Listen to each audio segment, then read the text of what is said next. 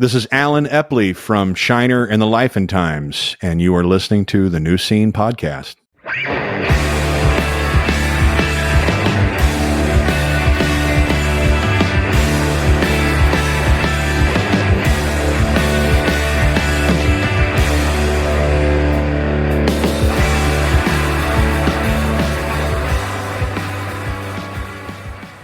Hello, everybody, and welcome to the New Scene. I am your host, Keith, and we're back with a brand new episode, brand new show, brand new us. I've got a returning guest in the co-host seat with me, Simon Brody of Drowningman. Simon, welcome back to the show. Hey, thanks for having me.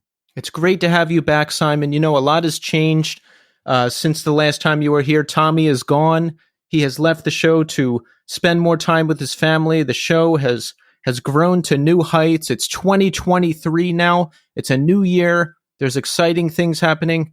How are you doing? I'm doing great. I've definitely been watching your trajectory over the last year. You've been doing great stuff, having great co-hosts, and been enjoying it. And I'm glad that Tommy's he's doing what he needs to do, and sometimes that happens. Exactly. And I still talk to him. He's still doing well. He actually came back to co-host an episode over the summer. Love it. I anticipate we'll do that every summer. But Simon, it's great to have you here for the first New Scene episode of 2023. This is very exciting, both that you're co-hosting, because, you know, you're a very popular figure in the underground music world, and I'm very curious to hear what you've been up to. But also, our first interview of the year is a big one. The one, the only, Tim Singer of Deadguy and Kiss It Goodbye and Bitter Branches and No Escape. Boiling No Escape. Fanzine. Yeah. Yes. He's done it all. We talk about it all. And that conversation is coming up soon. You have heard it, Simon. Tell the people how much they're going to love it. They're going to love it.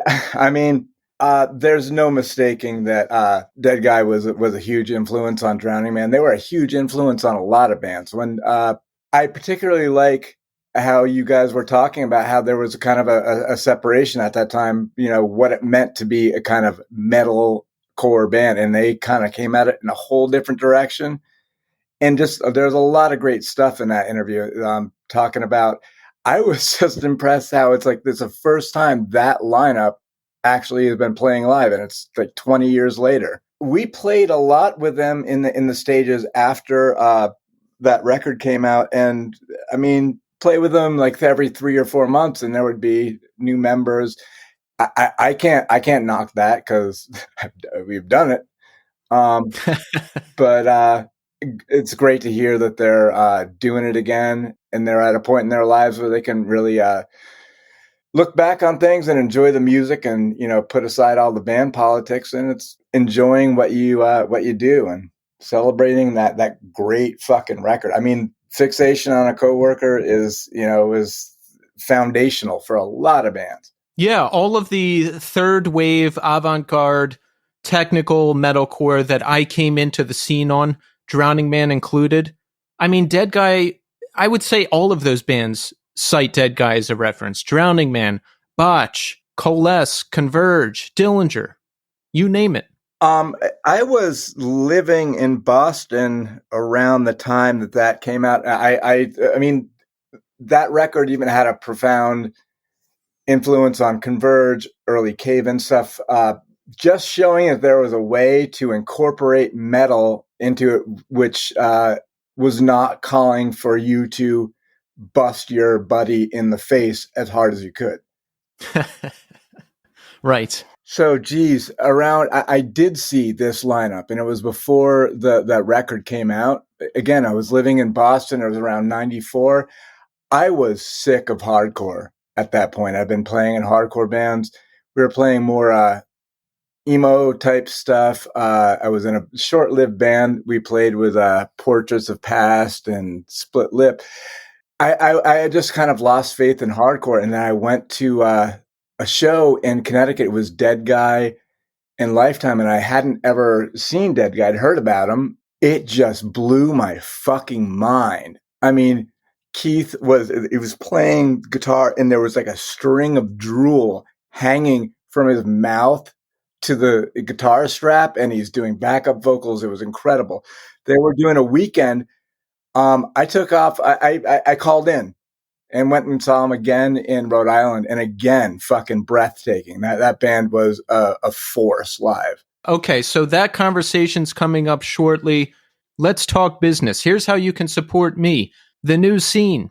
Follow me on Instagram, Twitter, and TikTok at New Scene Pod. We've got shirts at Death Wish Inc. I would like to do another push for 5-star reviews. Go to Apple Podcasts or Spotify and give me 5 stars. You have everything to gain and nothing to lose. And we've got a new 5-star review. Review number 108 has finally come in. Let's hear it. I'm going to read it for you right now. 5 stars from Dubster077. Great pod. Only recently found out about this pod and love the content so far. Good mix of interviews and various sounds from the underground. Keep it up. Thank you, Dubster. You are review 108, and that is a special number to be, so thank you. Also, don't forget to support Iodine Recordings. Follow them on Instagram at Iodine Recordings or check out their website at iodinerecords.com. It's going to be a big year for the New Scene, and it's going to be a big year for Iodine Recordings. They have a big announcement coming up this month in January. Strap in. It's going to blow your mind. Uh-oh. I'm going to leave it right there, Simon. I'm going to leave it right there. I think that I should know more about this, and I'm not going to say anything, but yeah, we're going to talk after the mics go off. I'm going to fill you in on what's going on. And say hello to our new sponsor, Bridge 9 Records. That's right, Bridge 9 Records will be sponsoring the next few months of the show. You know them, you love them. They are a classic label in the world of hardcore and associated genres. Make sure you stop by the new Bridge 9 Label HQ in Beverly, Massachusetts. That's about 35 minutes north of Boston or one town over from Salem. It includes a record store. There's 25 plus years of all 39 silver editions of the Bridge 9 discography in the store. You can pick those up. And it's not just Bridge 9 stuff. It's all things hardcore and punk. You can find a lot of great stuff in there. Go and check out the store. You may even see Chris Wren himself there. Also, to celebrate 25 plus years of Bridge 9 Records, they have given The Things We Carry by Have Heart the silver vinyl treatment. Bridge 9 has pressed a one-time edition of 1,000 copies on silver vinyl. It's housed in black and white printed jackets on silverboard. You can only get it at the Bridge 9 store. It's limited to one per customer. Head to the store, pick this up before it's gone. You want to get your hands on it, and you want to get your hands on it soon. A lot of other classic Bridge 9 releases have the silver vinyl treatment. Some are sold out, some aren't. Head to the store, see what's up, grab one today. And finally, Chris Wren himself was recently on the New Scene podcast, episode 147. If you haven't heard it, listen to it. Highly recommended. For more information, head to the Bridge 9 website at bridge9.com or their Instagram at Bridge9. That's Bridge, N-I-N-E. Simon, now I have to check in with you. I heard something very startling when you were on the Pure Pleasure podcast. Are you on the marijuana maintenance plan now, Simon? This is an edge check. I got to check in on you. Edge check. I am currently sipping a Spendthrift pineapple seltzer. I have not touched alcohol. I did briefly experiment with marijuana. Uh-oh. Well, listen, I'm going to leave this on a cliffhanger. Check back in with me and Simon. We're going to get into it. I'm going to talk to him more. We're going to see what he's up to. We're going to talk about the holidays. We're going to cover everything. But right now, we are going to speak to Tim Singer of Deadguy and Bitter Branches. Enjoy. All right. We are here now with Tim Singer. Tim, welcome to the show. Thanks, man. Thanks for having me. It's great to have you here, Tim. You know, you've done a lot over the years. Deadguy, Kiss It Goodbye, Bitter Branches, a lot of great graphic design work. And we're going to cover all of that stuff. But Tim, first let me ask you, how are you doing today? Pretty good. it's mid-December. My kids, believe it or not, are all out of high school. So they're all, they're coming back from college. I'm that old. So, it's like work ramps up. Bands actually sort of taper off a little bit right now. And I don't know, getting ready for the end of the year, really. Yeah, bands are usually on hiatus right now until the new year, right? Yeah, I mean, we toy with doing things, but it ends up somebody's got something going on that becomes, it's even hard to practice right now. So many of the guys that I'm in bands with have younger kids and stuff like that. So it's like, I feel like I haven't seen anybody from either band in like weeks. Oh, wow. Yeah. How many kids do you have? 3. And they're all out of high school now? Yeah, I got twins. They're 18. Ruby took a year off. Like she's just basically climbs 7 days a week and sort of deferred college for a year or two. Ian's coming home from RIT. He's up in Rochester. Stella, my oldest, she's a senior at Pratt in Brooklyn. It's an art school. So yeah, that's my world. Oh, nice. Yeah, I'm in Brooklyn. I actually used to live right near Pratt, so I know about that school. Nice. Wow, so 3 kids all in college or almost in college. That's got to be pretty intense. Yeah, the funny thing is, like, when they were young, it was intense. I mean, I had nothing to do with music when they were young. It was just like too much manual labor if you actually want to be around your kids and enjoy them. Then they become young adults and like they become cool people, and you sort of rediscover the cool shit you used to do, and you get to share it with them in a cool way. So yeah, I don't know. I feel like I came through parenthood on the other side in terms of like now the parents of like, they're the age I was when I met my wife and started bands and did fanzines. So it's kind of cool. They feel sort of like peers. That's amazing. What do they think of your musical life? Have they seen your bands? Have they seen you perform? What do they think of it? Yeah, they have seen. Especially when Deadguy got put together, it was sort of an event, so they were sort of pulled into that, and that was sort of they went to a movie premiere in Philly. They saw us play in LA. They saw us play in Brooklyn. They've sold merch for us at several shows. I'm not sure if they've seen Bitter Branches. But Deadguy, they definitely, they love it. They don't listen to the music so much. I wasn't the kind of dad that put my kids in Ramones t-shirts and gave them mohawks when they were young or something. I let them find their own wavelength, but they dig it, and it's funny because if they wear the gear, people might, they get sort of stopped once in a while at the rock climbing gym or something, and someone's surprised to see a Deadguy sticker or something like that. But I think they think it's cool. That's awesome. Yeah, it must be very interesting for them because you have this whole separate life. I mean, there's a documentary film about Deadguy. You've done a number of acclaimed bands. People want to see you. It's like pretty neat. Yeah, and I think they grew up sort of aware of it, but I don't think they expected me to get back on stage, to be back and doing bands, and the level of spectacle that some of this stuff has resulted in.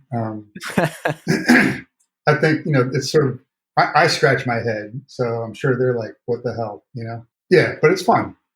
And like everybody they meet, super cool. I don't know. It's just it's great to expose them to this shit. Like, especially, I don't know, like these shows are put on independently and you meet, it's such a world. It's such a huge network, the music world, that, most people don't know about. So to be able to sort of expose them to that and all these sort of creative people, entrepreneurial people that, especially as my kids enter that age of like joining the quote unquote workforce, which I can't stand that term. Just the idea that there's people out there just doing their own thing, right?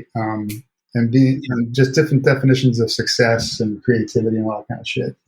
I love being able to expose them to that. Yeah, you mentioned they weren't sure, or you weren't sure that you were going to do this again, and I wasn't sure you were either because Deadguy was one of the last remaining holdouts. I wasn't sure if you would ever play again, and there was always rumors.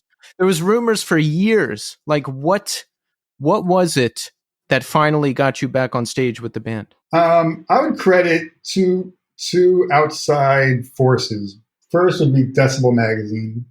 They put us in their Hall of Fame. They managed to get all of us in an interview 10 years ago or so.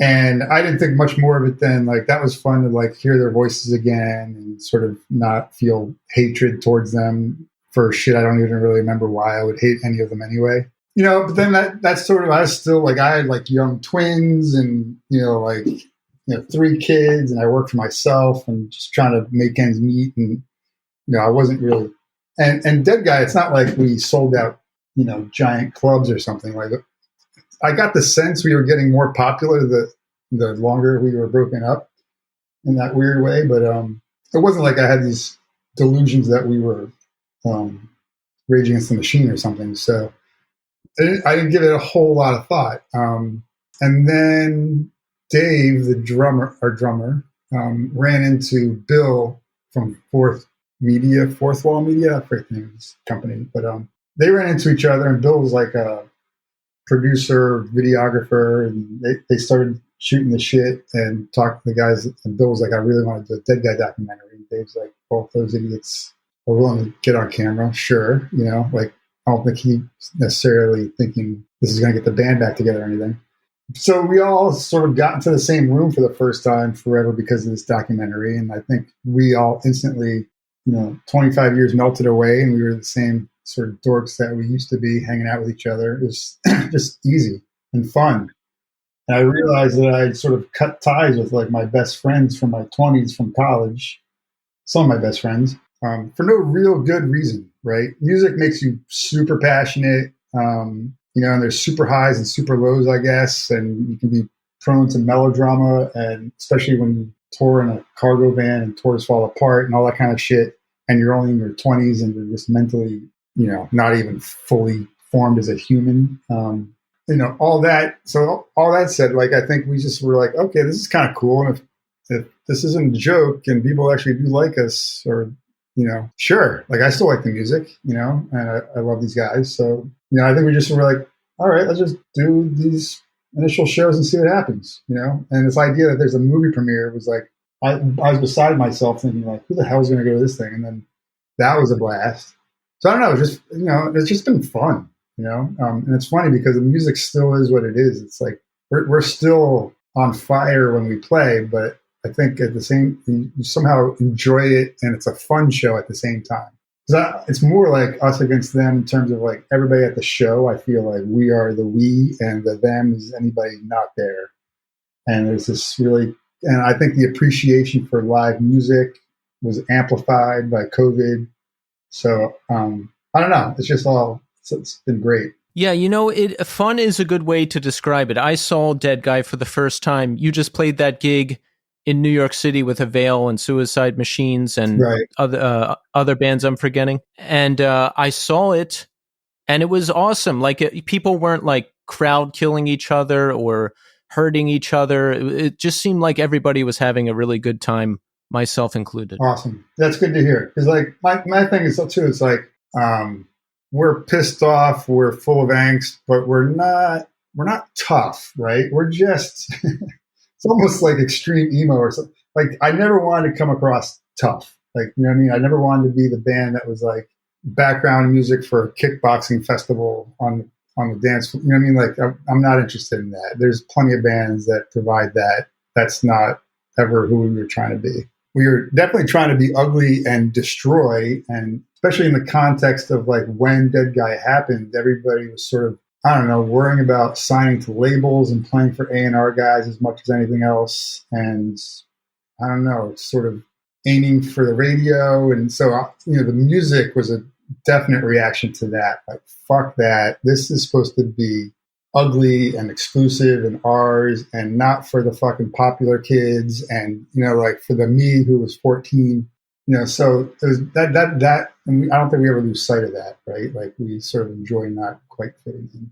Yeah, and you didn't. I mean, no one else really sounded like Deadguy, and I'm always surprised to remember that Fixation on a Coworker actually came out on Victory Records, because Victory was mostly tough guy bands and the kickboxing and all that stuff, and I always remember like, oh wait, yeah, that record was on Victory, and it surprises me. Yeah, and it just sort of happened. It sort of fell into Victory. Like, Engine Records we recorded, and it sat around forever, recorded. And Dave could speak better to this because he handled all that kind of crap back then. But like, basically, Engine just couldn't put it out.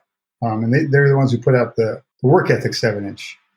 And I think Victory just had the money and the distribution, and I didn't even know who they were when we landed on Victory. Like, to me, they were like just another new label. I didn't know anything about them. I wanted to be on Revelation. And then Victory, I think, probably already had that reputation, and then maybe it had more of it after we signed. Who knows? I never honestly paid a lot of attention to Victory bands, so and I never played.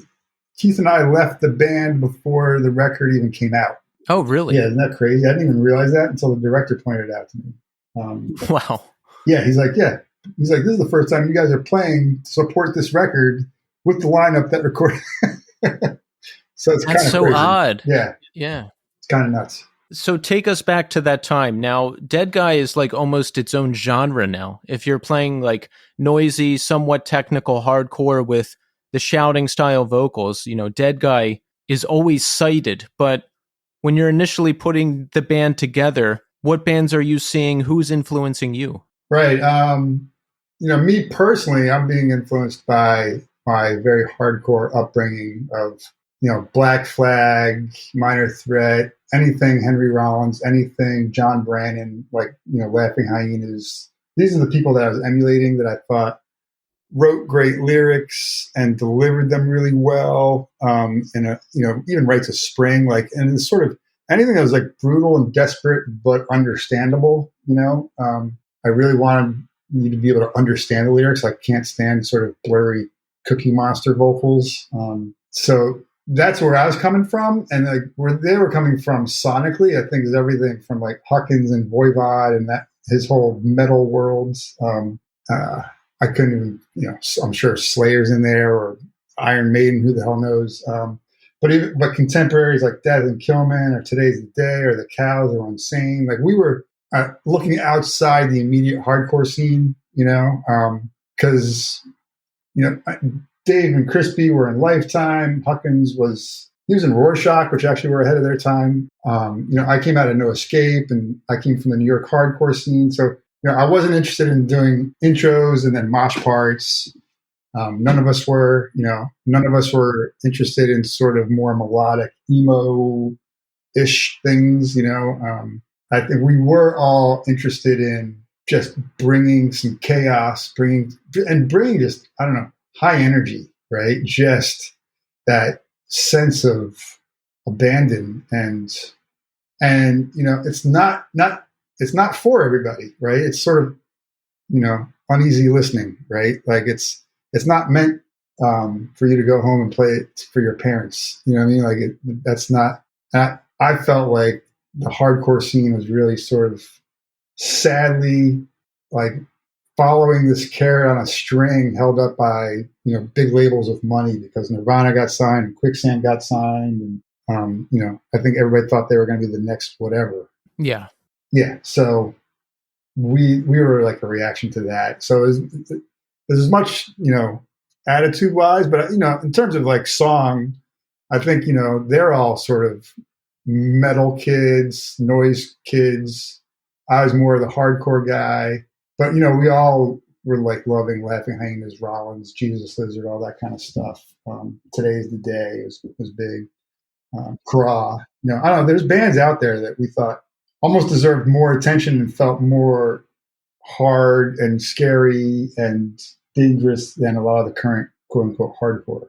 Yeah, I think when Deadguy was coming up, there was a big. Well, that was like the beginning of the metallic hardcore boom, I guess. You got Earth Crisis, Strife, Snapcase, all that stuff, and Deadguy is certainly stands on their own in terms of sound, like separate from all that stuff. And I think you're one of the pioneers. And then I came in on the second wave of all that. You have Botch and Dillinger Escape Plan and Converge and all the super technical avant-garde stuff. I erred more towards that because the tough guy, traditional hardcore stuff just turned me off. Yeah, I'm the same. It's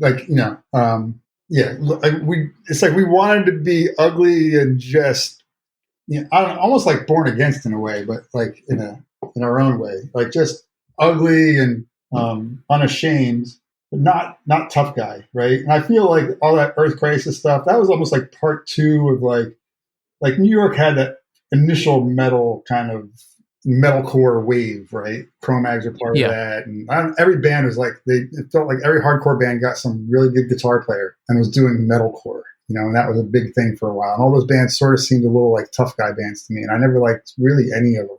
And I wouldn't have been interested in being in one of those bands, So you mentioned, Dead Guys doing their thing, and the focus became playing for A&R guys and trying to get on the radio. Was that a reality at the time? Like, you're in Dead Guy's touring. Are we thinking like maybe we can get on MTV like Biohazard, or there is an A&R guy to play for, like something like that? No, but it was more like, I came from the New York scene and I knew so many guys that worked at labels and were becoming A&R guys for this or for that. And I was told more than once, like, hey man, if you just sang a couple of songs, blah, blah, blah.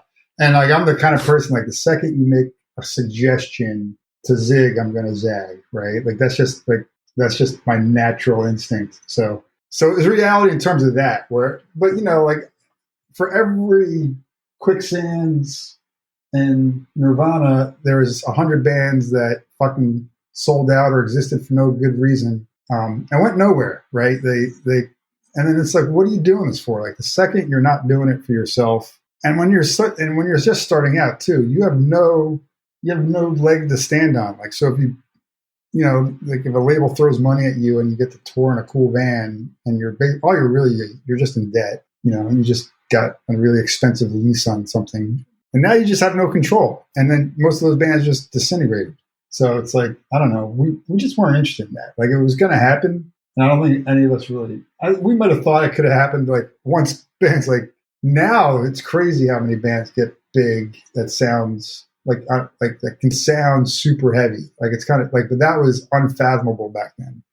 And I think if we ever did, theoretically, if we were to ever have those kind of conversations, it would have been after we had established ourselves as masters of our own sort of domain. And it would have been on our terms. So how old are you in the heyday of the band when you're out touring and all that? Mid-20s. And where are you at mentally at the time? Do you want to do music do you want to like make a career out of it? Or do you just want to tour and be out on the road? Like, what is your relationship with it, and where do you want to go in life? I mean, Deadguy, we met, like, we were like, basically a college band, right? Like we met at Rutgers, and it was never like a plan. I don't, maybe it started to. No, our plan was play every single fucking weekend and just play, and then tour in the summer. That was sort of like probably the unofficial plan. And then, maybe someday Europe or something. I don't think any of us really thought like this was going to be a day job. That wasn't my mentality. I don't know. We never really got around to talking about it that much because we imploded after one national tour. And none of my other bands ever really, we talked about, trying to swing 5 weeks here and there. That seems like a doable thing back then. Now that's even harder now that everybody's got careers and stuff.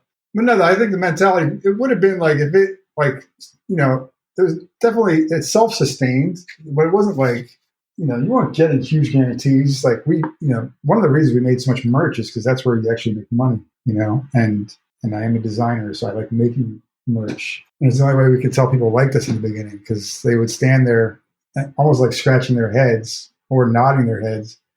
And then, but then they buy the shit out of our merch after the show. So we figured, they probably liked us. But yeah, I don't know. I don't think, we didn't really think of it in terms of career, or I think if like the tour went famously well and we came home with a couple of bucks, we might have been like, well, let's do that sooner than later, and then just might have rolled out from there. But I don't think any of us were really trying to, plan our careers around it. And how was the reception to the band at the time? I mean, now, like I mentioned before, Deadguy is almost its own genre. So many bands cite Deadguy as an inspiration. You certainly carved out your own niche in the world of hardcore, but how were the shows at the time? Yeah, I mean, I think generally the way it worked was, I think we sort of won over New Brunswick. Like, that's the town we were in. Our shows got sort of bigger and better, and we played some really good shows in New Brunswick. And then I think we had a couple of 7 inches out. We'd play the same clubs like 158 or Tune In and stuff like that. And those shows, we play with really good bands like Neurosis and stuff like that. So it felt like we were basically were gaining momentum. We always, and I really enjoyed those initial shows where, like, I think if we felt like we were good, that was good enough, right? And because we knew we sort of destroyed the place because we were loud and we were insane. But then it was one of those things where it's like, oh, then you go back and there's more people, right? And then they're really into it. And so I don't know. I felt like it was just sort of building the way, and I feel like that's how it's supposed to work, right? Like, you sort of earn your stripes, right? And then tours like doing that all over again. You go and you play some skate ramp, and you might open up for some band or play second or third or whatever. And people don't quite know who you are, but you just blew the doors off, even if it's not the kind of music they were expecting. You give them something to talk about. That was sort of the goal. So you mentioned the first national tour that ended up blowing up. What happened? Again, a better question for Dave. Dave booked it with some promoter. I think she ended up being sort of from hell. The shows were falling apart, and we were like getting stranded in places. We ended up getting sort of stranded in Seattle for several days, and that's sort of where a rift. I mean, maybe a rift is already developing in the band, where it's like Hawkins and I sort of formed one camp, and the other guys sort of formed another. And part of that was like one of my best friends from college lived in Seattle. He moved out there right after he graduated, and I was staying with him, living large, right? Like, he rented a house, and I was having a blast. And I'm not even sure where the rest of the band stayed, and I had saved up some money, so I wasn't in a rush to get home. But some of the other guys were sort of broke, so they were in a rush to get home.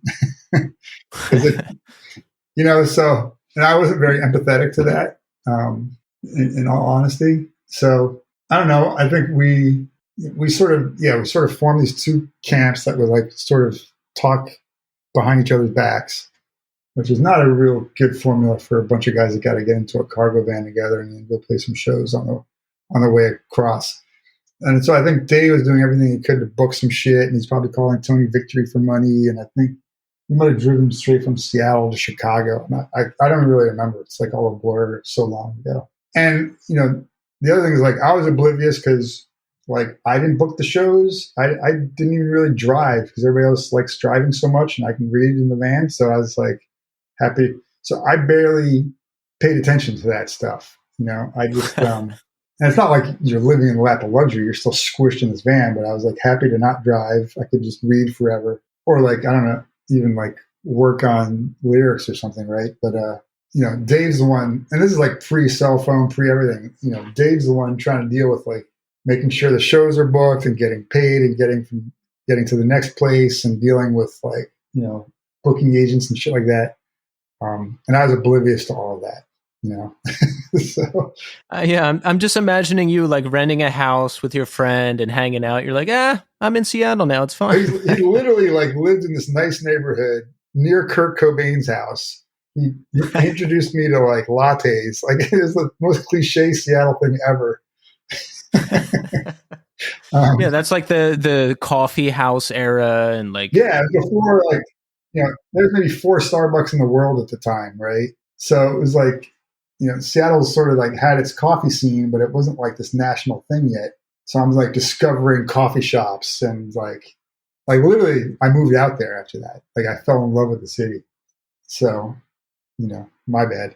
But so we basically got back, and I've been with my wife, then girlfriend, since before anything, right? Since '87 we started going out together. So, I always put that above everything else. When you ask like, band and career and all that kind of stuff, I always put us first, because she's the only thing that's forever as far as I'm concerned. So, and that's held true so far. So I think I make some good decisions once in a while. But, so basically I got back and I was like, I want to move to Seattle. She's like, sure, let's do it.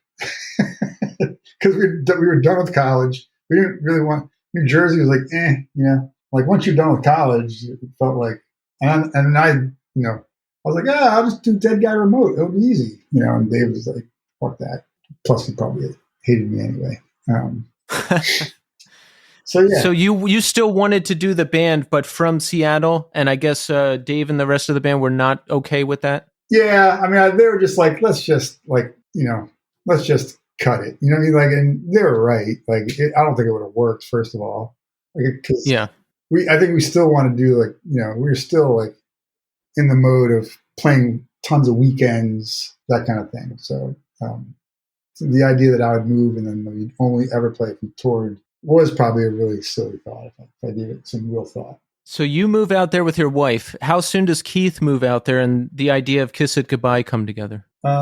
Kiss It Goodbye formed before I even had the time to move out there. So it was like, and it formed on the basis that those guys knew I was moving and they would move too. So, okay. That happened. Yeah. So it all happened fast. Like everything happened so fast back then, right? Like No Escape, Deadguy, and Kiss It Goodbye in like a 3-year span or something. It's, it's crazy how much shit you would do so fast back then. Because like, Kiss It Goodbye opened for Napalm Death at Coney Island High, like, only months after the Deadguy split, right? Like, it's kind of crazy to think about. That is pretty wild. I've been trying to put together my current band for 2 years now. Right. And you're like, a couple months later, you're opening for Napalm Death at Coney Island High. Yeah, it's kind of nuts, right? I mean, Huckins was like, basically what I did, what happened was Kiss It Goodbye was basically Rorschach with me singing instead of Charles, right? Like, we were like lucky that Andrew was like, I think Die 116 broke up, so Andrew Gormley was available. Tom Rusnak moved back from Germany to play bass, and so the three of them had already written together, and Keith and I had already written together. So, it all came pretty easy. And everybody was just super into being like band. Yeah. So the relationships are there. The previous working relationships are there. So the pieces fall into place pretty quickly. That makes sense. And Deadguy continued on for a while after you and Keith left. What did you think of that? I honestly never listened to it until I listened to it only recently at Dave's place when I was hanging out with him in New York. What did you think of it? I like some of it actually. Like, it's funny because I think it got panned a lot, for being fake Deadguy or whatever. Like, I like my vocals better. I'm a little biased, but yeah. I actually think like some of those songs could be sort of revived, because like if you think about it, like Dave and Crispy started the band, and they were like, I would argue, the ones with the vision, So I do think my Keith's guitar and my vocals definitely, like, the whole thing is a beautiful sort of alchemy, right? But it's not like Dave and Crispy were like, oh, I guess we'll start writing now because those guys left and we'll fake it. It was, they were doing all this shit before me and Keith came along, right? They were trying to like sort of dream this up, So, and Dave writes a ton of shit to this day, and it's all like, so much of it's like really, really good. It's kind of crazy. And he's added guitar playing to his abilities. So, he records so much shit that he shares with us, and then we work on and practice and stuff like that. But yeah, so I heard it once when I was recording the Kiss It Goodbye album. Billy Anderson played it for me, almost just to like stick my nose in it, because he didn't tell me what it was, and then he's like, it's Deadguy. But so I heard like one part of one song briefly. He just like, he did it just to fuck with me. But I wasn't in the mind space to listen to it because I still felt a little sort of bitter, or it was like a bad breakup, Yes. Plus, I'm in the studio recording my own record, and I don't really listen to anything else when I'm doing that. So, so that was my brief encounter with it back in like '96, and then I didn't hear it again until earlier this year. Yeah, I've heard that the newer record once. I got into your bands later. I discovered Deadguy through, I think The Gentleman and All Else Failed. Oh, yes. Yeah. Yeah, they love you. They love Deadguy. So I was in a band with some of them. So I listened to Deadguy.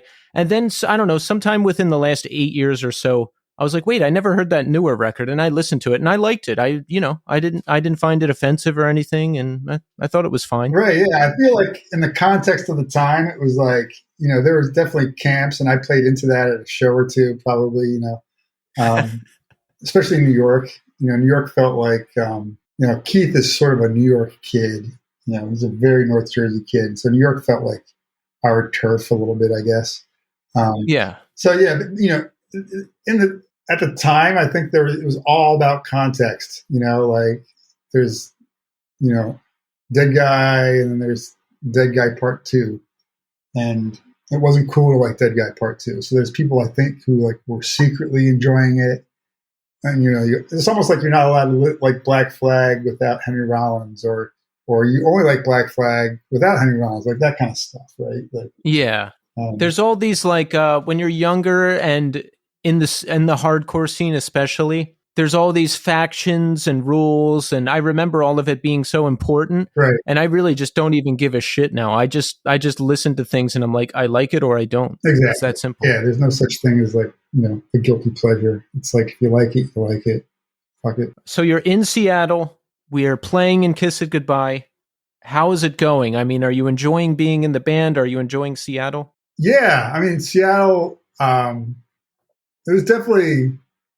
was a fun ride for the 6-7 years I was there. Kiss It Goodbye, we practiced like 5 days a week. I think all of us wanted to see, this goes back to your question too about, doing the band for a living and all that kind of stuff or whatever. And it still wasn't about doing a band for a living. It was like, what if this band was like just such a priority, right? Like, what if work just happened to be a thing you do, and really what you want, what you do, how you define yourself is this band. That was sort of the approach we took, right? We fucking, like, it was like a job, right? Like, not a job makes it sound lame, but it was like, it was like this big commitment. It was like, we went into this, we had a permanent space, and we went there all the time, and we played fucking loud, and that, like, those were like good shows in that room. And we just wanted to become like a machine, I probably read Get in the Van or something by Rollins and got a little obsessed or something. But so that was like our mindset. And then so we felt like we could play a show. If someone asked to do a show, we could play the next day and be tight as fucking hell and loud and whatever. We played a ton of great shows. There's a lot of great shows to be played in Seattle at the time. There's Botch was around coming up, and a bunch of other bands I'm sure that I don't remember the names of anymore. But there's cool clubs like the Crocodile and Velvet Elvis and OK Hotel and shit like that. We did a couple of tours, Unsane, Obituary, stuff like that. We got signed to Rev, which I thought was cool. We even got signed to Sub Pop to do a single, but we broke up, so it never came out. Or actually, it came out on Rev. It's the last Rev release, but it was actually supposed to come out on Sub Pop. So, and like the head of Sub Pop was coming to our shows and really wanted us on their label, which is kind of crazy. So, I don't know. I felt like the band was doing pretty well, and I felt like if we didn't break up, we just sort of, I don't know, I felt like it just sort of ran its course. We just ran out of juice. Like, I feel like I wanted to start having, it wasn't like an official decision, like I want to have kids or whatever, but I think I felt like, all right, we did that for a little while, and I wanted to like prioritize some other things. Keith wanted to move back east, we made some good records, and then sort of just ended. So it wasn't like one breaking point or anything. It just everybody just kind of did other stuff. Yeah, and I felt a little bit like I could tell I was like not like if we were offered another tour, it was going to be really hard for me. It was getting hard for me to pull myself away from my home life, my life at home. Home life sounds weird, but yeah, I didn't want to be in a position where I was faking it or doing it begrudgingly. So. Yeah, and we never had like some big meeting like it's over. We just sort of understood.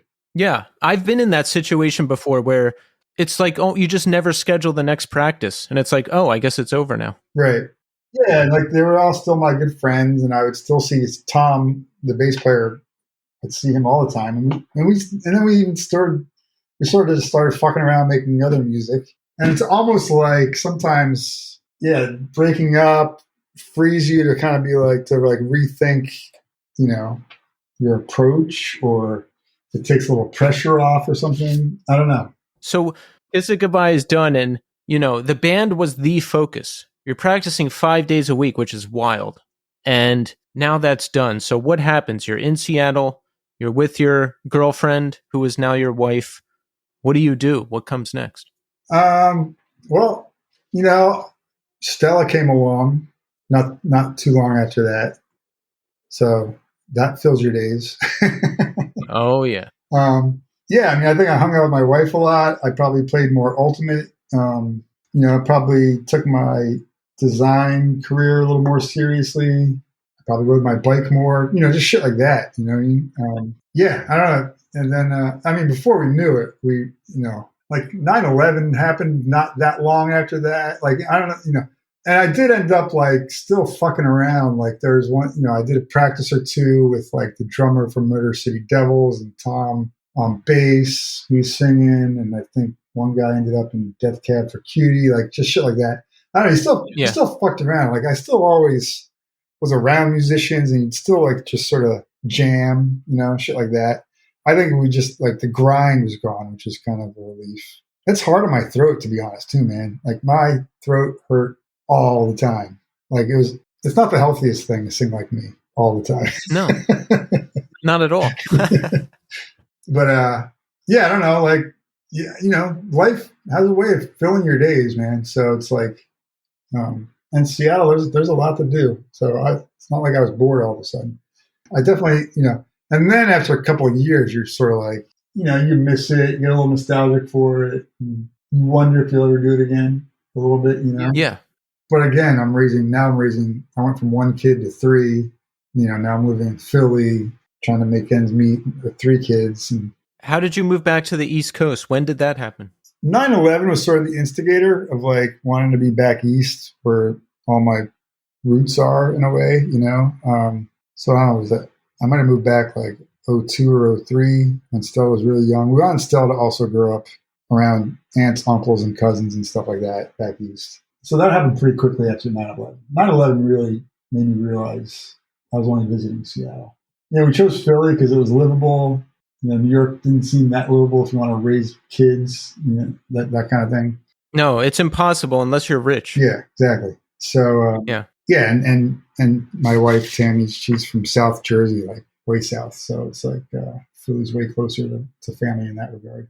So that's how we chose Philly. And then I realized quickly how the music scene here never really went away. Like I went away. I went and sort of hid under a rock, but pretty quickly after getting here, your boys from All Else Failed, some of them reached out to me, and we did this practice where they played the Deadguy Fixation from start to finish, and I sang over it, and we toyed with the idea of like doing a show. But then I quickly sort of reflected on that and thought, like, I don't necessarily want to do. I'm like, if I haven't been on stage for a long time, do I want to do sort of a karaoke of myself? Even though it sounded fucking great, and I was like, wow, I still like these songs. And they could fucking play them. I don't know. I was like, kind of cool that we did that. I felt like that was our own little thing that we shared. And I was like, that's good enough. I remember hearing about that because I was in a band with Pat and I heard the story and I was like, wow, I wonder what happened. And here we are now. And now I finally found out. Oh, by the way, Tim, speaking of things in the past I'm wondering about, I have to ask you, 2012, Kiss It Goodbye was going to play a surprise gig at Kung Fu Necktie. And then it didn't happen. Oh, that's right. What happened? I can't remember why it didn't happen. I remember wanting to do it. I remember even going to the club and like checking it out. I think Young Widows might have been playing or something, but I don't know what happened. I think one of the guys couldn't do it, or maybe we weren't ready. That would have been fucking cool, though. Yeah, because I at the time I was living in Philly, and I used to have a horrible drug problem, so I would always make plans and then sleep through the entire day and part of the next day. Oh, God. And I was like, okay, everyone was freaking out online. Kiss It Goodbye is going to play Kung Fu Necktie. And I lived right near Kung Fu Necktie. So I got too high, fell asleep, woke up, and everyone was like, oh, they didn't play. They canceled. And I was like, oh, good. I didn't miss anything. Yeah, you didn't miss anything. But, Deadguy just played there. So we made up for it. Oh, nice. Yeah, it was a fucking great show. So, I mean, there's a while before you're really active in music again. Do you see the legends growing? Do you see the thirst for your previous bands growing on the internet and everywhere else? Yeah, it's weird, right? Yeah, it's impressive how much this music scene, it's got a long memory, and I've grown to really appreciate that. Even with No Escape, people reach out to me. I mean, it's funny because social media's got its problems, obviously. Oh yeah. Especially those people raising kids. You got to be careful with it, but at the same time, I've connected with so many people, and so many people have reached out to me because of one band or another, and they just share what it meant to them, and I always ping them back. And it's nice to just, I even talk about this with my kids, like the idea that you did something decades ago and it still reaches people and affects them. It's pretty humbling. It's pretty awesome, And, I think it's sort of, it was luck, but not really luck that we did something that has stood the test of time. And I think the reason it stands the test of time, Deadguy, I guess in particular, is because we were doing our own thing and we weren't trying to be like this or like that, right? And I think that kind of stuff allows you to be one of those bands that sort of sets a mark or puts a stake in the ground, and I don't know, music's sort of magical that way, where it's sort of like music and books are like that, where it's like you can listen to someone's voice from decades ago, or in the case of books, even longer, and get inside somebody's head and share thoughts. Like, it's kind of cool. So yeah, and it's slowly, it's dawned on me that people like Deadguy, especially. Yeah, it's like, okay, I accept it. It's like, it's not like I still think we're gonna sell out every show we play or something like that, but it's like, I don't know, you just sort of appreciate it. It's like, well, I'm proud of the music. I'm glad we made it, and I'm glad people like it. So I'm not embarrassed by that, or I don't, but it also doesn't go to my head or anything. That's good. You seem like you got a good attitude about it. And it's good that just the band can be together again and everybody can be friends, because I've been in that situation where I was in a band and I was so mad at one person in the band, and now I literally can't even remember why. Right. Like it's just, I don't know. It's just dumb stuff. And to be able to make those amends and be friends again and play again and also circle back to all this stuff again later. Like, there was almost 2 decades where I was like out of my mind on drugs and not really doing much of anything. And then as soon as I walked away from that, I just reconnected with everything I love, the music I love, creating things. And now I'm back, and you're back too. So it's just nice to come full circle and be able to appreciate things again with like an adult mind and not get hung up on dumb shit that doesn't matter. Yeah. I mean, and it's the funny thing is, like, so much of everything is just bullshit and shitty and combative or stressful. And it's like, the fact that we made music and played shows and met all these people, like, that's a freaking gift, right? Like, not a lot of people are in my position where they can look back at something they did 25 years ago and go, hey, let's pick up that where we left it off, and it's even more popular than it was, and like play shows and people show up, and it's like, it's kind of incredible. Yeah. So yeah, I appreciate it, and it's like I see these bands that are like 1,000 times bigger that credit us or showed up in the documentary, and it's kind of amazing. A lot of bands. Yeah. A whole lot of bands. I'm curious, where in Philly did you live? When I moved here, we lived in the art museum area, so Fairmount, Now I live closer to the Wissahickon, which is like the giant woods with trails out here where you can go mountain biking and shit like that. For those. Oh, so you're still there? Oh, yeah. Nice. I was there from 2003 until 2012, but now I'm in New York City, and I've been here for the last 10 years. So you went to New York. Yeah, I moved here for work, and it's worked out so far. I do miss Philly, though. I need to get back there soon because I haven't visited in a while. Great city. Yeah, I mean, so is New York. I love New York. Oh, it's the best. Yeah, it kind of is. Sorry, Philly. Yeah. As far as just stuff, it's the best, I think. It is, because look, Philly's home. Philly is where my roots are. That's where I discovered the music that I love, and that's where my best friends are. Philly wins for that, but New York City is New York City. Like, I still go, like sometimes I have to go into Manhattan to go to an office or something, and I'll be walking around and I'm like, I live here? Right. This is fucked up. Never thought that would happen. Nice. So you're still making great music to this day. We cannot neglect Bitter Branches. You just released a wonderful record last year on Equal Vision. Your Neighbors Are Failures. Tell us about this band. When does it come together? How does it come together? So, yeah, it came together, I don't know, maybe a year before COVID slammed the doors and everything. So how long ago is that now? 3 years, 4 years? And my kids are all still in high school or junior high because, it's when this band Alone in a Crowd played a reunion show at the church in Philly. And Alone in a Crowd is the singer from Side by Side and guys from like Raw Deal and shit like that. And they were playing a benefit show for Howie, who used to be in the band. And Howie's alive, he just has medical expenses.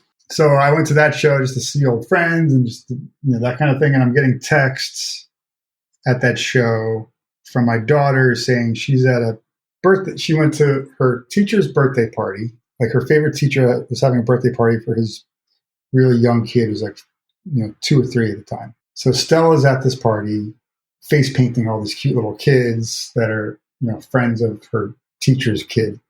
And Stella's like, there's a guy named Jeff here who says to say hi to you or says like, he wants your number and whatever, right? So it turns out Jeff Tirabassi, the drummer for Bitter Branches, was at this birthday party because he's friends and neighbors with Stella's teacher. And he also has a little kid. So it's a very sort of grown-up way of a band forming, right? So next thing I know, I'm meeting Jeff for coffee. He used to be in Walleye. We know each other. We even played a show somewhat recently with No Escape, played with a band called Easy Creatures that Jeff was in at the time. And Jeff's like, yeah, I got this band and I want you to sing. And I was like, I don't know, man. I haven't done that in forever. And I just recorded the Process Black stuff and it took me forever. So I was feeling like I was going to be dragging my feet. And he just sort of didn't take no for an answer. He's like, just I'm going to send you like links to the demo, meet us at practice and just see what happens. So that's sort of how it started. And the initial demo was way more DC, it was a little hookier. And I was like, I don't know if I want to fit for this because I'm going to make it really sort of ugly, right? But I'm super comfortable. Like I could play a show over music, like, and just wing it. Like I've gotten to that point. I've done this stuff so much that I'm just comfortable. So I just went to practice and just sort of riffed over a bunch of songs and felt pretty good. And then it turned out like they sort of wanted to go a little heavier. And then, every band I've been in, I'm sort of blessed where they start to write sort of around my strengths and find spaces for me and structure songs for my style. Yeah, and so we just started practicing. This is super easy. We all lived close to each other because Jeff, the other guys in the band, all met at preschool. Like all their kids like 3 of them, their kids went to preschool together, and I think they met each other because one of the little kids was like wearing like a Lifetime T-shirt or something. And they're like, I don't know, so these dads start talking like, "Are you really into this kind of music?" That kind of thing, and it turns out, one of them plays bass, one of them plays guitar, Jeff plays drums. Like they pretty much got a band, And then I don't know and then I think Kevin was friends with BK, the bass player from previous bands. So that's how the second guitar player ended up in there. And then I think they toyed with different singers, but I think they just sort of jammed and wrote some songs. And then I came along. And then I don't know, I think we probably wrote for like 6 months or something like that. And then recorded. We were sort of recording that first EP just to hear what we sounded like. And I did the vocals. I had 2 days of vocals, booked, but I only did 1 because of COVID. Like literally, like it was like the last night, like I was comfortable going out, and it was the last night Jeff was comfortable going out. Like all of us sort of cleared it with our wives. This is it. Like I'm going to go do these vocals, and then the world seems to be shutting down, So everything else was done remote after that, and we recorded it at Noisy Little Critter with Mike Bardzik, and even he was like, "Yeah, my wife sort of doesn't." And not like we're all listening. Like I make it sound like all of our wives make these decisions, but I think it's just the fact that we all sort of discuss this with our wives, right? all of us being parents and all of us being sort of responsible. These are the people we're going to talk to. But so it's like I recorded that, so then it was like, okay, I didn't get to do my second day of vocals. We'll just use whatever we had. And luckily we had enough. And then we put it out on Bandcamp. We're going to put it out ourselves. And then Atomic Action decided to pick it up. So that's how the first EP happened. And then it turns out Dan from Equal Vision was really into us. And we connected with him and did the second record on Equal Vision. I like that you recorded with Mike Bardzik too. I have recorded with him before. He's great. Yeah, he's awesome.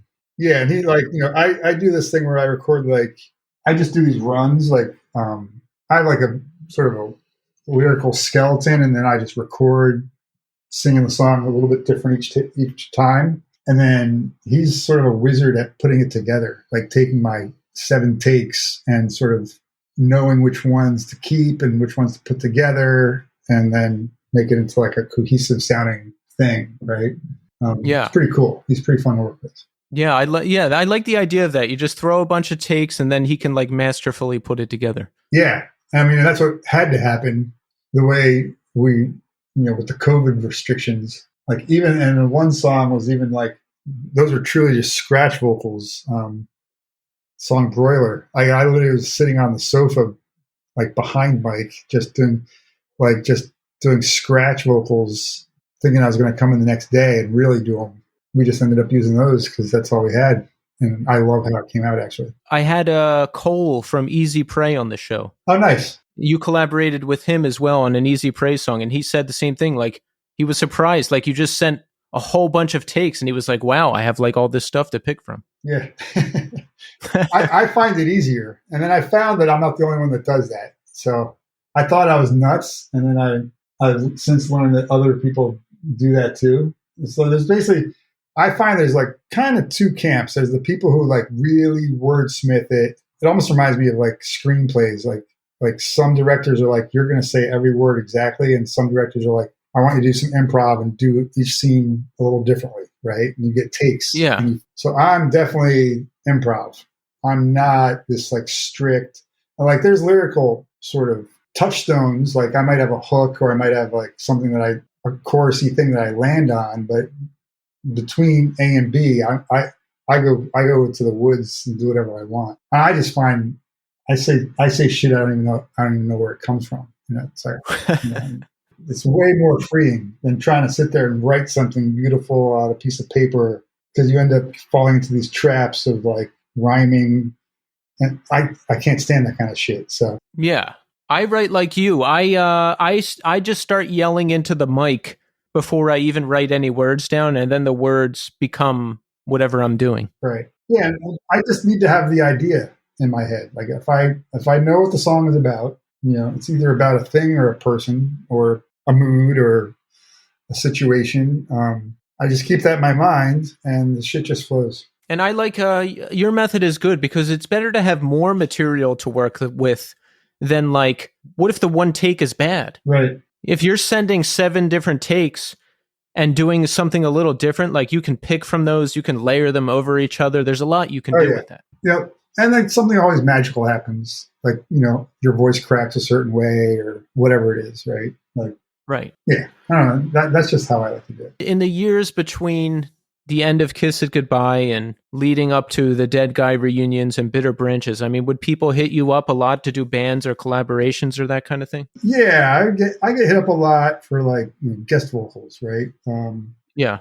Or that's I ended up. I did I think I did vocals on a Ken Mode record. Every Time I Die reached out to me through Instagram, and I knew who they were, but I didn't know they were that fucking big. And then the nice thing there too is they reached out, which was, I was sort of honored. But they were also honored, which is odd to me. But then me and Keith sort of exchanged a lot of really nice emails, talking about what the song was about and sharing our experiences of I think his wife almost died giving birth, and my kids were born 10 weeks early, and these are really intense experiences. And this one song that I do vocals on is sort of about that. So it's a cool way to connect with someone who I'd never met, and sort of create some art together. And then Aaron Edge. I ran into him when I was doing the Kiss of Goodbye sort of reunion thing. And he's like, I've got a bunch of songs. I'm going to send them to you. And that's the Process Black stuff that ended up on Death Wish. What I learned there, though, is like those songs are all baked and the files were flattened accidentally, sadly. So I've discovered I need to be part of the songwriting process because like just putting vocals on a song that's already baked and being the sole person responsible for those vocals, like it was just torture for me. Like for me to like I couldn't do my thing. So it was just, it took me years to do 3 fucking songs. It was like just torture. There was no band to go practice with. Like Aaron was living out in Seattle. I've never met the drummer. It was just like this complete project-y thing. And the only time I could practice loud was to go to the studio, which was like, not free. So that was a tough experience. But, all these things I sort of credit with getting me back out from under my rock. You know what I mean? Yeah. Yeah. And then, I feel like you put the energy out there and shit sort of happens, 100%. Because I remember hearing like stories of you, but I would never see you, like maybe a Deadguy reunion is going to happen. Oh, we're putting this band together. Oh, I kind of know Tim. Maybe I can ask him to do it. Or it's like you were around, but it was like a legend almost. Yeah, I think because I'm not a scenester, So, yeah, I mean, I definitely know a lot of people, but I'm more likely to see like Dave Wagon shoots at like Trader Joe's than I am at a show, and stuff like that. So, or meet someone for coffee, not necessarily at a show. And I think there's weird, almost folklore after a while. Some people think I'm a raging asshole or I'm aloof, and really I'm just chilling, living my life. So what do you have coming up? I mean, can we expect more from Deadguy? Could there be more from Kiss It Goodbye in the future? Or is there going to be more from Bitter Branches? What do we have to look forward to? I'd say definitely, already in 2023, there's Deadguy shows and Bitter Branches shows that are being booked. So both those bands are writing. So we'll see where that goes. Nothing concrete, but definitely with Deadguy, we don't want to just we know the old songs now, and like when we get together, we definitely jam on new stuff. There's no solid new songs yet, like that we like play live or anything, but we're definitely interested in writing. That's what we do. So that feels like it should be part of it. When you get into a room and jam with a bunch of guys. And Bitter Branches never stops writing. Like we're always like there's probably like 5 new songs. Dan Yean's in the band now. He's from Paint It Black, Lifetime, Open City, Kid Dynamite. I'm sure there's others that I'm forgetting because the guy's prolific. But he's our bass player now, and he's helping write songs. And believe it or not, he and I went to the same high school, so it's kind of crazy that we're in a band together after all this time. Wow. So we sort of like, there's a little bit of a new direction with Dan. I don't even know how it's not necessarily new, but it's part of the evolution, so it's kind of fun. We got, to get a bunch of new songs written with him playing bass. So I'm kind of digging what I'm hearing there. Yeah. So I don't know, 2023, I'm sure I did way more in 2022 than I thought I would. And I have been feeling 2023 is going to be the same way. Yeah, it's great to have you back because, there was just rumors of maybe Deadguy will do this or, maybe this will happen for so long and boom, now you're here. We've got a documentary, we've got shows, a lot of good shows, a lot of good music from you and your collaborators. So it's great stuff. Well, thanks, man. Absolutely. I'm looking forward to that. The idea of new Deadguy music is very appealing to me. Oh, I remember what I wanted to ask you. You mentioned we know you're a graphic designer. We know you've done a lot of great work.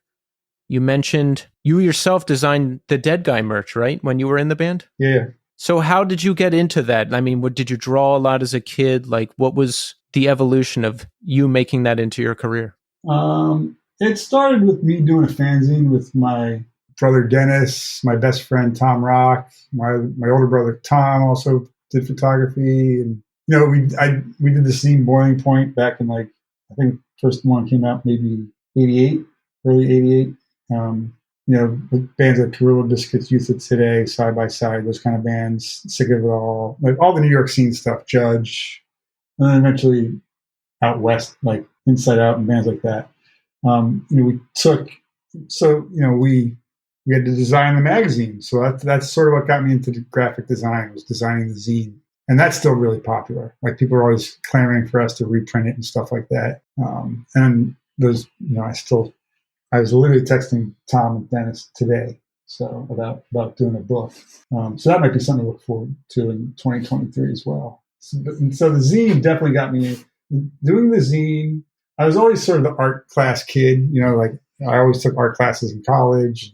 I took a silk screening class just to make shirts for myself, like Gorilla Biscuits shirts or Side by Side shirts or Warzone shirts or whatever, right? All these old hardcore bands. And then I eventually started making the shirts for the bands, like Gorilla Biscuits and Burn and stuff like that. And so by the time I was in No Escape and Deadguy, like I was designing the records and the merch. And so it all just sort of flowed. And then, the reason I went to Rutgers was to actually focus on graphic design. And with the thought of it becoming some sort of a career, I guess. So that's how it all sort of evolved. Graphic design is what you do full time, yes? Yeah. I work for myself. My wife and I run like a small agency. It's called Studio Famous. And, we try to work with righteous clients and pay the bills. That's sort of the goal there. It's got to be great working for yourself, because I'm like you, Tim. If someone tells me that I have to do something, like if they're like, hey, you should try singing on a song, I'm going to scream on every song for the rest of the band as long as it exists. Yeah. I mean, I like working with people. Yeah. That's really what it boils down to. I like collaborating. I don't like hierarchy. Yeah, it's not for me. Simon Brody told me that you made the Burn logo. Is that true? It is true. Yeah. That's cool. Yeah, that came out of they needed a T-shirt, so I needed to make a logo for their T-shirt. So that's how that happened. Yeah, that's an iconic logo. I know. I mean, I credit them for using the same logo for all these years. It's pretty. It's pretty impressive that they've just stuck with it too. So that, because they could have they could have hopped around and done a million logos, but I just see that logo over and over again. It's pretty awesome, I gotta say. And Bitter Branches just played a show with them, so it's kind of cool. Oh, nice. How was that? It was cool. It was a lot of fun. It was in Brooklyn. Where was that? At St. Vitus. Oh, wow. I'm surprised I didn't hear about that. I live pretty close to St. Vitus, so I'm kind of retired from shows now. But I'll still go once in a while. I'm just too old. It's hard to stand up. I don't want to be around drunk people. I don't want people walking in front of me and bumping into me. I'm too irritable. I hear you. Well, Tim, look, I mean, you've done a lot. You're still doing a lot. I'm glad that you're back and that we have more music from you and more to look forward to. And I want to thank you for taking the time to come on the show. I've been listening to you a long time, and this was great. Thank you. All right. Thanks you, man. It was a good talk.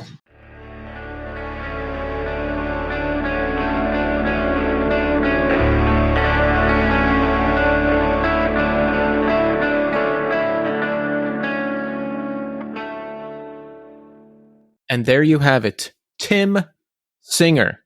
It was pretty intense talking to him just because I respect him so much.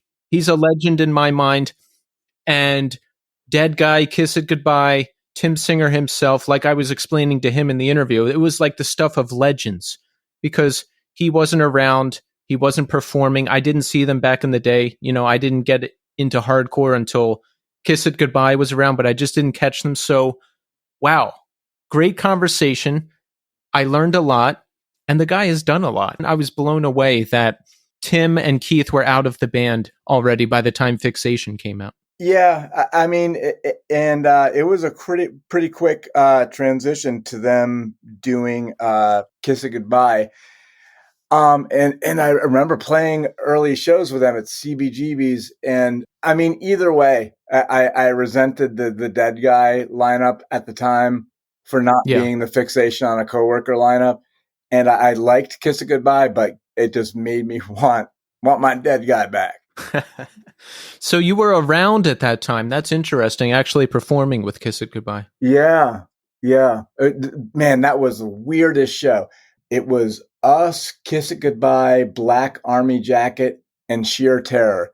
As much as I love what Deadguy does musically, a huge influence. But man, Paul Bearer's in between song banter, you gotta love it. He was on one that night. That's the one thing that I remember most about that show. Yeah, and it was just interesting to hear his whole story. You know, moving out to Seattle, and then how his bandmate tricked him into listening to the other Deadguy during that recording session. That was funny. Yeah, I wonder. I do remember liking Swinging with the Deadguy Quintet, but again, it's just like we played with them with the second lineup a lot, and Kiss It Goodbye, and there's something about having seen that band at the height of their power. Just it wasn't quite the same. But all that stuff, fixation on a coworker is one thing, but Swinging with the Deadguy Quintet is a great record on its own. Kiss It Goodbye was great on their own. And it's just like all it took was having seen that lineup, and it's just like, it's almost there, but it's not quite the same thing, but a lot to live up to. Yeah, big time. Tim even said that he played into it a little bit at New York shows, like maybe turning people against the other Deadguy and that type of thing. And I'm just glad I can look at it all objectively now, because I didn't see any of the bands back in the day. I barely knew about them, so I listen to it all now. I think it's all good. Like, I like that newer Deadguy record. I've heard it once or twice, but I don't have all the history and the I didn't have like old Deadguy to compare it against. Right. I will say that the fact that Steve Evans was the one who recorded all that stuff, man, I remember recording at Trax East and being like, I'm recording vocals in the same room with the Deadguy masters from that record. Like, I was touching the Ark of the Covenant or some shit. And it's amazing to hear all the stuff that some of the stuff that he'd been around forever, just doing that No Escape and the Boiling Point fanzine. And just, it really goes to show that people that stay involved in the hardcore scene, Simon, did you like at the end how I mentioned you? Because I said that you told me he made the Burn logo, and then we were talking about that. That Burn design, that's iconic. It's amazing to know like how much of things that we take for granted as iconic stuff in Burn that somehow was touched by Tim Singer even more than we know. Yeah, that's why I was glad that I talked to you before I talked to Tim, because I had no idea he made that logo, and that's one of the most recognizable logos in hardcore. I love that shirt. I love that shirt. Well, great conversation. We are off to a very, very strong start in 2023 with the new scene. I've been waiting to talk to Tim for a long time, and it was a great conversation. And Simon, it's great to have you here back as well. So let's check in. How are we doing? Now, we left on a cliffhanger in the beginning. I heard you on Pure Pleasure, and you were having some tooth problems, and I think you may have been experimenting with marijuana, and I was concerned, because of our history. We had some issues that we worked through, and we have gotten over those issues. But where do we stand now, Simon? What's going on?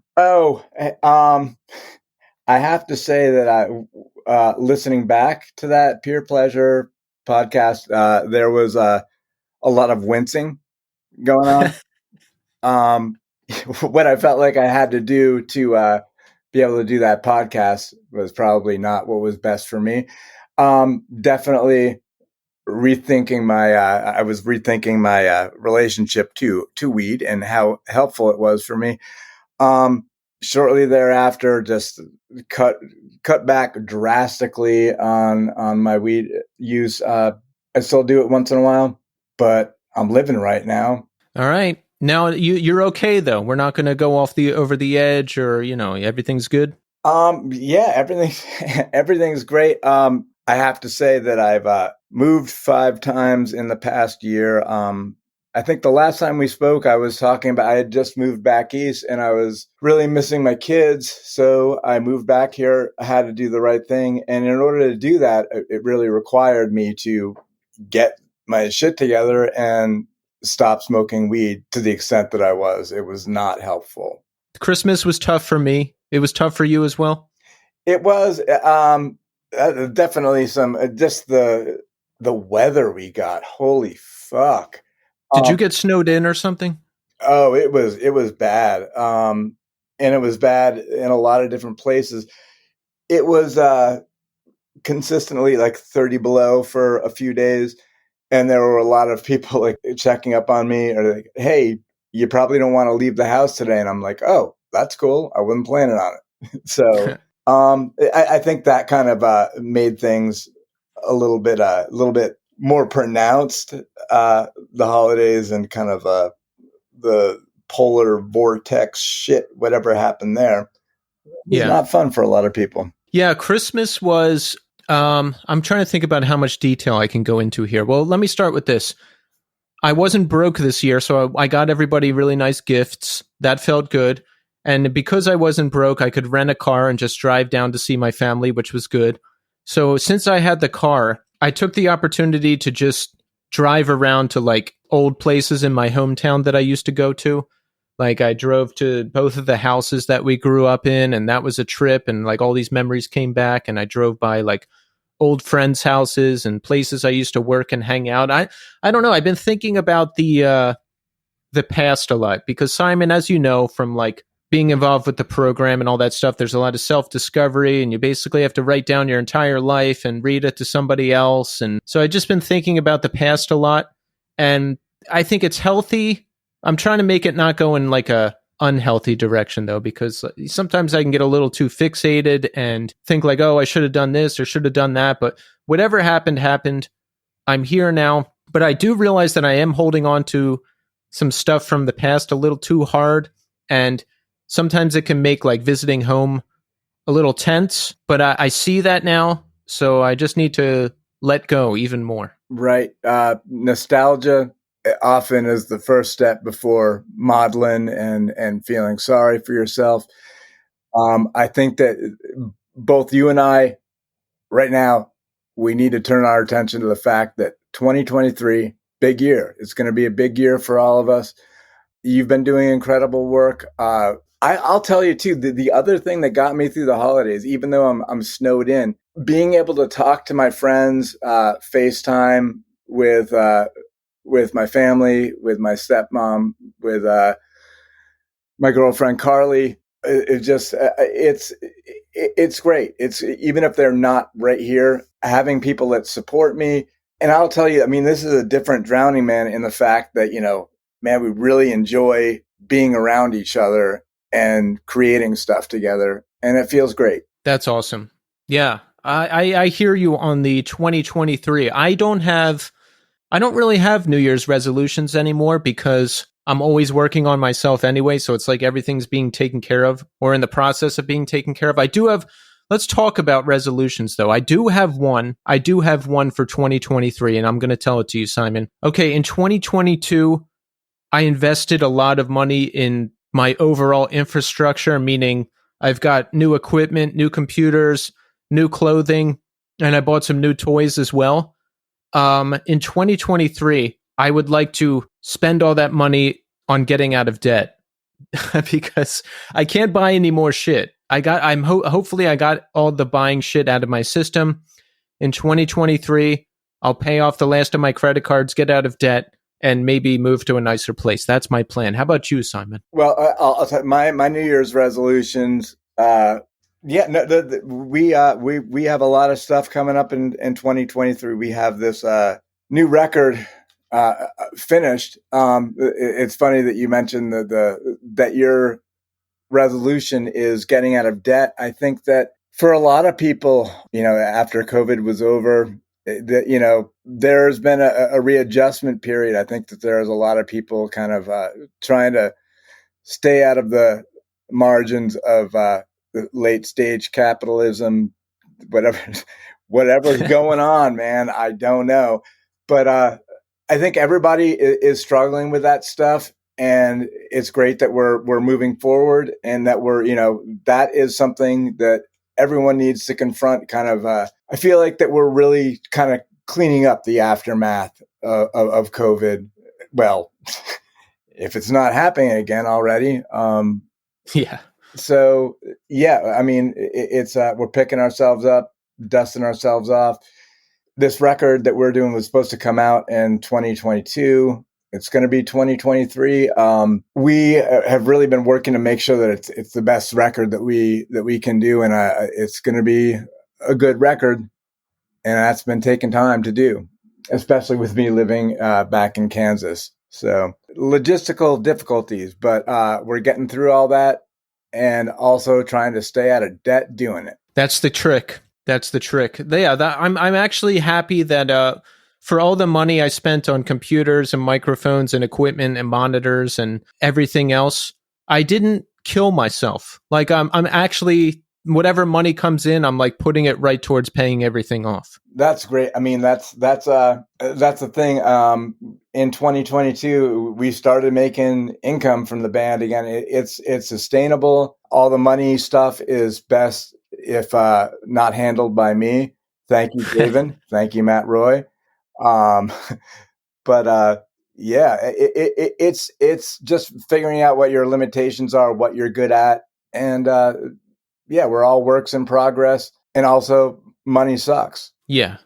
Money is not great. I have never been wonderful at handling it, but I'm certainly a lot better than I was X amount of years ago. That's for sure. There was definitely a time where I didn't like looking at my bank account because I didn't like seeing how I was being nickeled and dimed. Apparently, that's not how adulthood works. So there was a time where I was running at a negative $1,000 deficit constantly, and I had to spend $150 per day just to get by. You know what I'm saying? I was talking to a friend of mine the other day, like, why do they charge you money for not having money? That's how late stage capitalism works. Yeah, you don't have any money, that will be $60, please. Right. And when I look at my old bank statements, they used to get $2,000 a year from me just in overdraft fees. Yeah, it's not a fun thing to look at. And again, it's something that you can try to avoid, try to stick your head in the sand, try to, I don't know, maybe smoke weed about it. That's not helping anything. No. So yeah, I feel like 2023 is really the year that we're getting focused. We're getting ready for Metal and Beer Fest. Actually, that is one thing I do want to talk to you about. Oh, good. Yes, as please. Someone in recovery, they apparently, the bands playing Metal and Beer Fest, they get matched with breweries and have to decide on a beer name, and it usually has something to do with a song that you've written, some kind of wordplay. I had one that I thought was genius that had nothing to do with that, but why can't a beer be named Crying Jail Juice? Crying Jail Juice? I mean, that's what it is to me at this point. If I drink beer, either crying or ending up in jail, right? Is that not accurate? Drowning Man's Crying Jail Juice. No, they didn't like that. What about just jail juice? No, it will end in hops. See, you're a master at this. I mean, look, I'm confident you're going to come up with something wonderful because you're like the master of those catchy song titles. I think probably the best song title ever is "If God Loves a Winner, He's Going to Want to Fuck Me in a Minute." The strange thing is that if you really look at that song lyrically, a lot of this record is like that. I mean, it's our first attempt at doing sort of a concept album. Oh. But I have to say, Simon, I listened to the new singles again today, and if that's any indication of how the album is going to be, I think people are going to love it because those two new singles are great. They just sound like classic, awesome Drowning Man. I think that we felt like at the time we needed to show people that we were capable of doing what we did. And we kind of, pulled from our playbook, did everything like this is a Drowning Man song. This album is not going to be like that. We're self-recording a lot of it. Some of the songs are already finished. I mean, all the songs are pretty much finished, but several of them are in a stage where they're waiting for vocals. And yes, we have those two songs that are like, this sounds like Drowningman, but then we're also doing things that people haven't heard before. I don't think it's going to be unexpected. It's a logical next step from what we were doing. But I think doing the scream, sing thing has been done to death. So if we come back trying to bring that same old thing, I think we need to find a new way to deliver that. And that's what we've been doing. That's also why this record has been taking so long. One of the songs that just got recorded was written a year ago, and we've been fiddling with it and fine tuning it and making sure it's gonna stun people when they hear it. Well, I'm excited. This album will come out this year in 2023. Yes. Depending on how the pressing, I don't know what that whole situation. I haven't talked to Casey and Joe about that stuff. The one thing that has really developed in 2022 and is going into 2023, like our relationship with Iodine is great in the fact that they know that, I've been moving a lot. I've been doing stuff for my family, for my kids who, not to repeat what I said the last time, but I love those little people deeply, and they understand that they're both dads. We're doing what we need to do to make sure our family is taken care of. And also part of that means that we need to make sure that we're taken care of. We need to be doing things that make us happy. And we bring that back to our families, and it's healing. It's hopeful, and it's helpful. I listening to your Twitch channel. Yes. Playing Call of Duty badly, ironically. Yeah. I might have to serve a cease and desist on you, because that was my bit for a while. Really? Yeah. At the beginning, wait, you're a Call of Duty player? So I got an Xbox at the beginning of the pandemic. Yeah. A friend of mine, and actually a bandmate, the other project that I'm doing, yes, called Judgment Pig, and Devin Malinowski. Yeah. Semi-professional esports athlete, and is very, very good at Call of Duty.